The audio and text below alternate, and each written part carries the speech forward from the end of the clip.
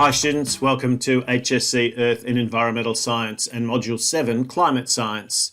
This is video number 24 and we're going to have a little bit of a look at urban design. So we're getting close to the end of our study of climate science, and what we want to do now is see if we can evaluate some of the scientific evidence for the usefulness of a range of mitigation and adaptation strategies. And the first one of these we're going to be focusing on is urban design. So the first thing we want to do is we want to look at these two terms, mitigation and adaptation. You might remember they are the focus of our final inquiry question in the climate science module.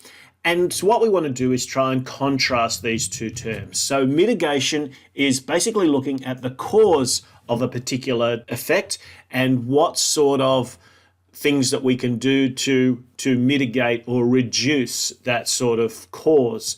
The second is to adapt to the impact.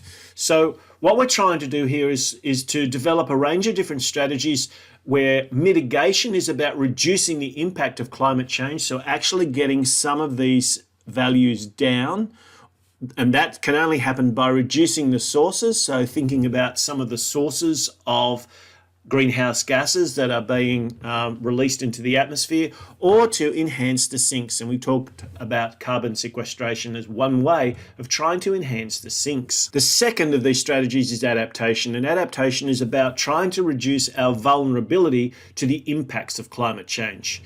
Now, one of the things about adaptation is it does suggest that there is only so much we can do to mitigate against climate change. So some of what we have to do is accept that perhaps there are certain consequences that may be part of our future, and we need to think about what sort of things we're going to do in order to survive those very serious consequences in the future. So let's put these two key strategies side by side and see if we can identify some of the key things that we can look at. So the first one that we said is mitigation. Remember, mitigation is all about the cause.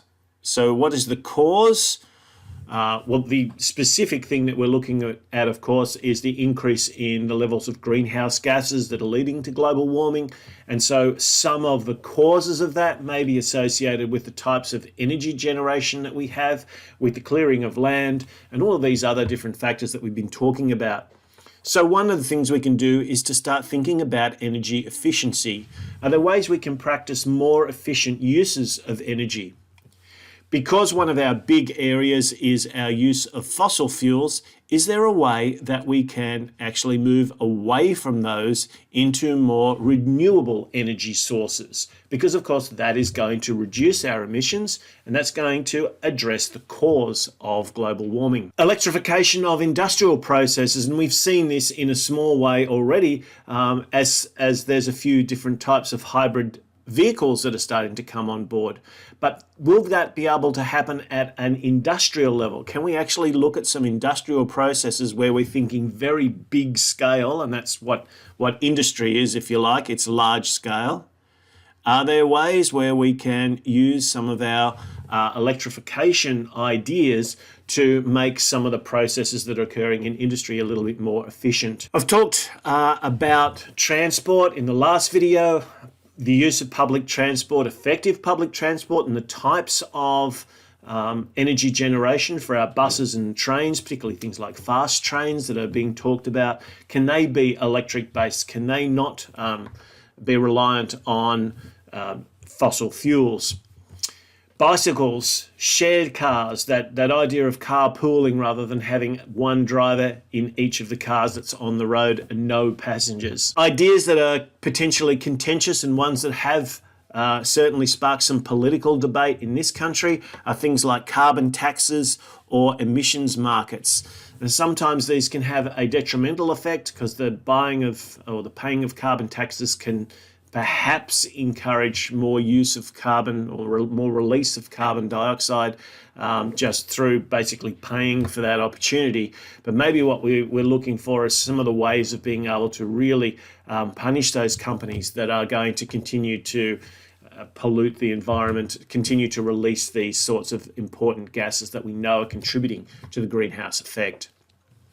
When we shift to the adaptation side, we're starting to look at the sorts of facilities that we have, our locations, our infrastructures. Are there ways we can make them more secure? Think now about some of the potential impacts of some of these changes we've already seen that we can link back to climate science. So some of the things that we've talked about are things like floods, increase in droughts, rising sea levels, and even an increase in bushfires. So these are all potential consequences. So are there ways we can mitigate against the impact, or at least make sure that if these things are going to continue to happen, that we minimize the potential damage that's going to be caused as a result? So here's a key difference between adaptation and mitigation. In adaptation, we're actually seeking to accept that certain things are going to happen and try and keep ourselves, our property, as safe as we possibly can. So this means we think about where we locate some of our important facilities. We think about the natural landscape. We think about what we've done to some of the natural landscape and whether or not we should think about reforestation. We want to be able to be flexible and diverse in terms of how we prepare for potential natural catastrophes. So these are some of the ones that I've talked about here in terms of bushfires and also floods.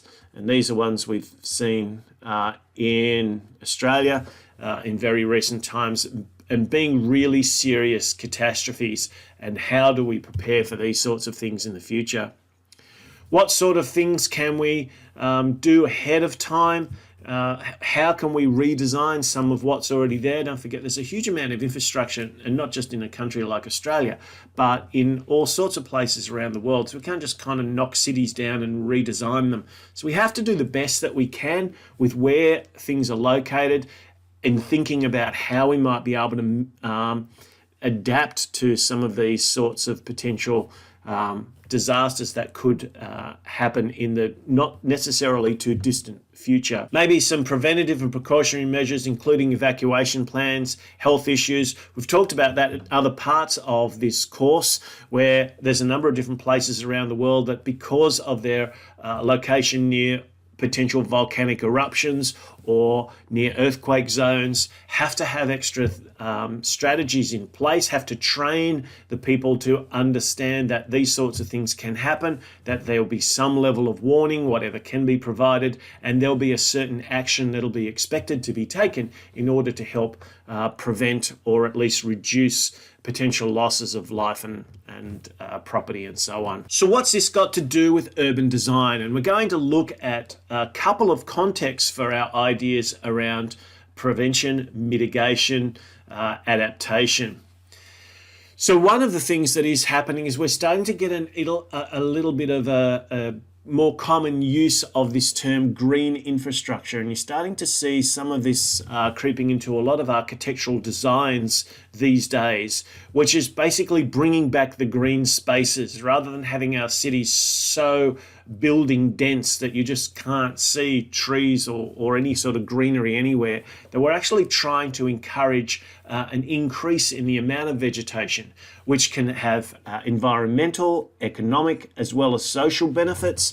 And then it can also provide things like clean air and water, some regulation of the climate so that it's potentially less extreme, provision of food, erosion control, and also places for recreation. So there's a lot of really, really outstanding reasons why we want to think about urban green, getting those green spaces back into our cities, thinking about the designs of the cities of the future, how we're going to replace some of the buildings that we already have in many of our cities, and how they might be able to take on some of these ideas around climate science and incorporate them into the design that helps provide more energy efficiency and also better environmental outcomes. Some of the things that are part of the green infrastructure that we see already coming into some designs include urban parks and reserves, wetlands and stream corridors, street trees and roadside verges, gardens and vegetable patches,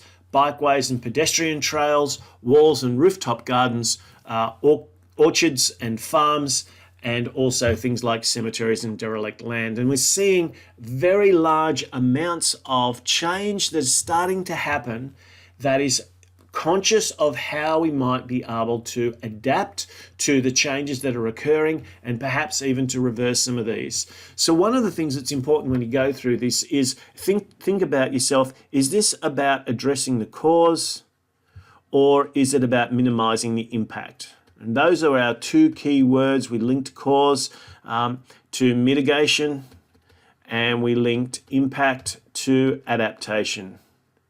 So are we trying to cope with things? And I think one of the things about green infrastructure is it's really about trying to address both of these. It's trying to mitigate against the incredible waste that can happen in cities and the incredible environmental damage that they can cause by thinking about energy efficiencies and thinking about green spaces.